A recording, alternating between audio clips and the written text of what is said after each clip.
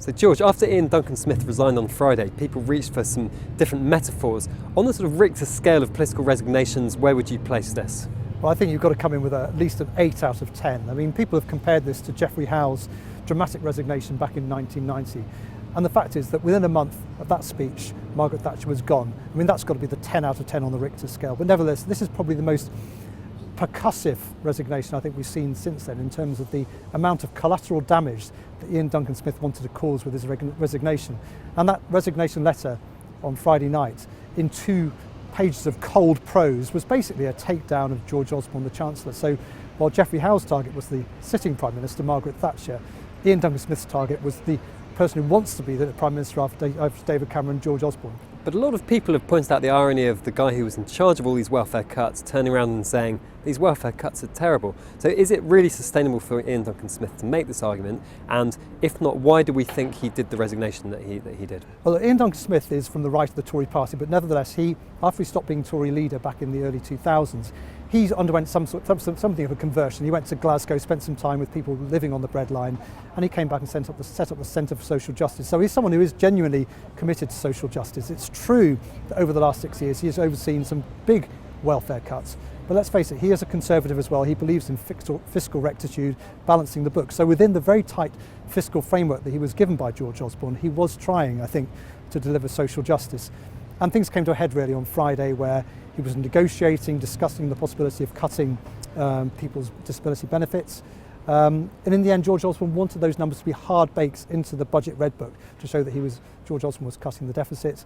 And in the end, there was a ragged retreat on the Friday, and by Friday evening he was gone. And there was the bigger issue as well, wasn't there, that he said that of the £260 billion of benefits that's spent every year, it would be fine if none of it was ring-fenced and you could find savings within that. But George Osborne had made life difficult for him by ring-fencing pensions and then by ring-fencing pension and benefits, and that had made the share of the cake a lot smaller that he had to cut, hadn't it? But what about the theory about Euroscepticism? Is this actually about Europe, and maybe he thought he was going to have to resign after the referendum in June and therefore just maximise the opportunity for leaving? Well, look, I mean, I think the context of this resignation was plainly Europe. I mean, Europe is the single issue obsessing the Conservative Party at the moment. Now, Iain Duncan Smith said his resignation was entirely about welfare policy, and as you said, he was frustrated that so much of the welfare budget was put off limits, not just by George Osborne, but by David Cameron, who wanted to protect spending on pensioners, people who tend to vote Conservative and tend to go out and vote.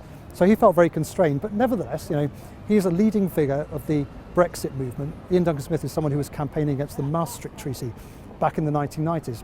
It's in his DNA. Now, it may be just a coincidence, but one of the effects of his resignation is he's weakened one of the principal spokesmen of the In campaign, George Osborne, and paradoxically, he's also given people, Labour-inclined voters in particular, another reason to vote to leave, because they can think, well, we can vote to leave the EU and we can give George Osborne and David Cameron a kicking in the meantime. So even if he didn't mean it, and he says he doesn't, that's certainly been the effect.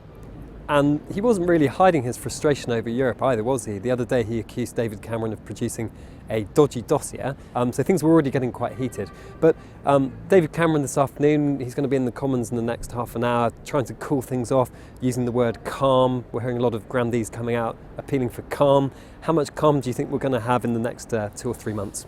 Well, I think David Cameron's best hope is to send people away from this place on holiday as much as possible. And in fact, there are 4 parliamentary recesses scheduled between now and the European referendum. So you're right, David Cameron wants to calm things down. He wants to limp through the Easter holidays and hope that by the time people come back to this place sometime in April, they've forgotten all about it.